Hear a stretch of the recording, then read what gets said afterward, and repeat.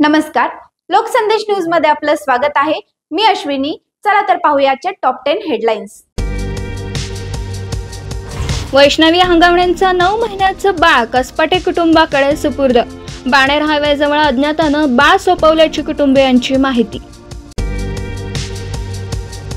अजित पवारांकडून कसपाटे कुटुंबाचा फोनवरून सांत्वन। लग्नाच्या वेळी कल्पना दिली असती तर लग्नच होऊ दिलं नसतं। वैष्णवीला न्याय देणार अजित पवारांचं आश्वासन। केवळ हकालपट्टी नको तर राजेंद्र हगवणेला तातडीने अटक करा, वैष्णवीच्या वडिलांची मागणी। सुनेच्या आत्महत्येप्रकरणी गुन्हा दाखल झाल्यानंतर हगवणे फरार।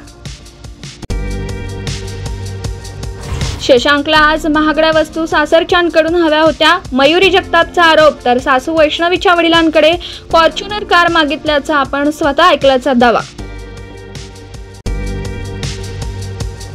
पहलगाम हल्ल्याला आज 1 महिना पूर्ण, मारेकरी अजूनही बोकाट। एअर स्ट्राईक मध्ये भारताकडून दहशतवाद्यांचं तळ उद्ध्वस्त।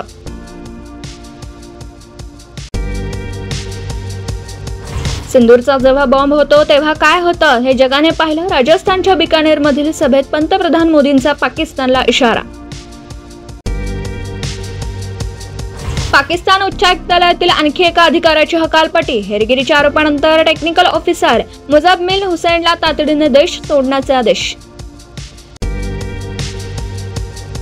राजधानी नवी दिल्लीतील दहशतवाद्यांचा कट उधळला। 3 महिन्याच्या गुप्त कारवाईनंतर ISI हँडलर्सच्या संपर्कात असलेल्या दोघांना अटक।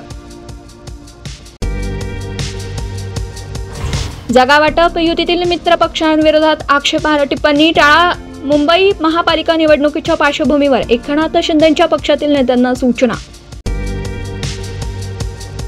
धुळ्यातील शासकीय विश्रामगृहात सापडलं कोट्यावधीचं घबाड। रूम नंबर 102 मधून 1,84,84,000 रुपये जप्त। खोतकरांच्या स्वीय सहायकाच्या नावे रूम बुक। तर SIT मार्फत चौकशी होणार, मुख्यमंत्र्यांची घोषणा। अशाच विशेष घडामोडींसाठी आमच्या YouTube चॅनलला सबस्क्राइब करा, फेसबुकला लाईक करा आणि इन्स्टाला फॉलो करा।